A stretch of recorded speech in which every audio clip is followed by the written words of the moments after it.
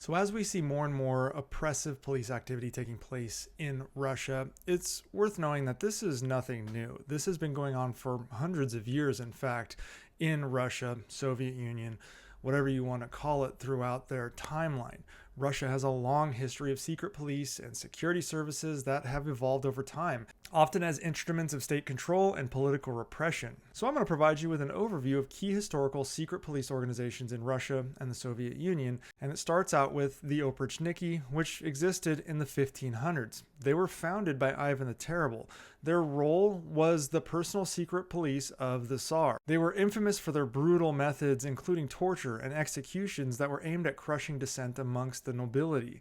This early form of secret police is considered the precursor to later organizations within Russia. They established a model of state surveillance and repression that would be used by future rulers, up to Putin. Next, after the Oprichniki, came the third section of Imperial Chancellery. These were founded by Tsar Nicholas I. The third section was created to monitor and suppress political opposition. It conducted surveillance, controlled censorship, and operated a network of informants. They existed from 1826 to 1880. They played a key role in suppressing revolutionary movements and monitoring public sentiment, paving the way for the establishment of a more formalized secret police later. Third in line of secret police is the Okhrana. They came in 1881 and ended in 1917. They were founded by Alexander III. The Okhrana was the secret police force of the Russian Empire, tasked with combating revolutionary and subversive activities. They became notorious for their infiltration of opposition groups, including socialist and anarchist organizations. The Okhrana would disrupt political movements and arbitrarily arrest those that were involved. They would censor everything, basically, from flyers to speech to books. They even conducted assassinations. The Okhrana's heavy-handed approach increased public resentment and is believed to have contributed to the revolutionary sentiment that led to the Russian Revolution of 1917, which ended up with Alexander III being killed. Next up is the Cheka, which existed from 1917 to 1922.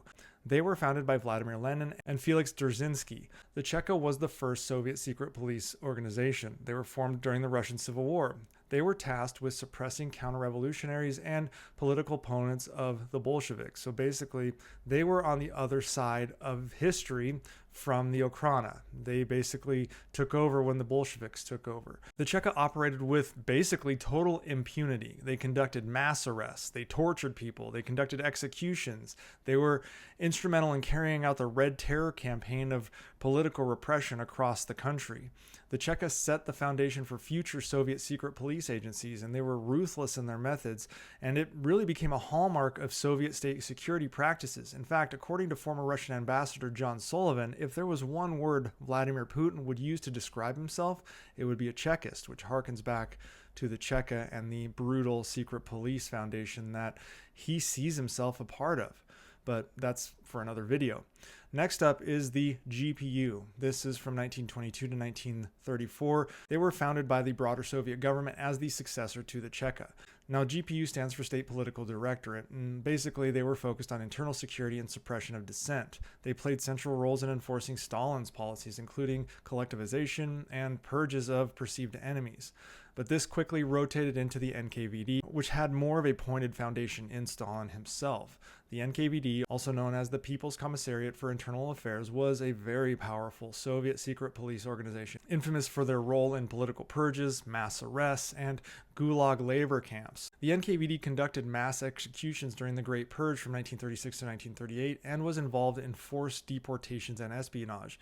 Known for their iconic black trench coats to cast fear upon those that crossed their paths, they were responsible for one of the most repressive periods in Soviet history, with millions of people executed or sent to labor camps. They played a key role in consolidating Stalin's power. Next up is the MGB, or the Ministry of State Security, which started in 1946 and existed until 1954. The MGB took over from the NKVD and was primarily responsible for state security, counterintelligence, and espionage. They focused on monitoring the population for anti-Soviet activities and threats. The MGB continued many of the NKVD's repressive practices and laid the groundwork for the establishment of the KGB, which is who I'm going to talk about next.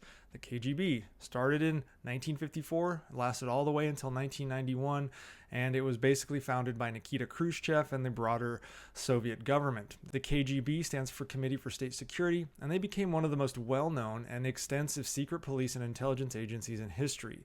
It handled internal security, foreign intelligence, counterintelligence, and suppression of dissent. The KGB used surveillance, informants, psychological operations, covert actions. They were involved in political repressions, monitoring dissidents, censoring media.